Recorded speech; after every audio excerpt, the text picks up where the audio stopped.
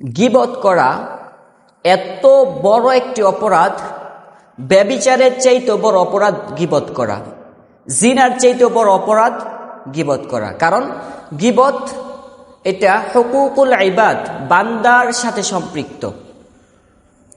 আল্লাহ মাফ করেন, কেউ ব্যভিচার করলো, এখন সে যদি আল্লাহ তাআলার কাছে খালেস ভাবে তওবা করে, আন্তরিকভাবে তওবা করে, আল্লাহ তার এই অপরাধের গুনাহ মাফ করে দিবেন। কিন্তু কেউ যদি কারো ব্যাপারে গীবত করে, যতক্ষণ পর্যন্ত সে তার কাছে ক্ষমা না চাবে বা সে তাকে মাফ না করবে, আল্লাহ তাকে মাফ করবেন না। কিন্তু আমাদের সমাজের মধ্যে, আমাদের মজলিসগুলো, আমাদের চা হোস্টেলগুলোর মধ্যে, ইভেন মসজিদের মধ্যে পর্যন্ত গীবত করে।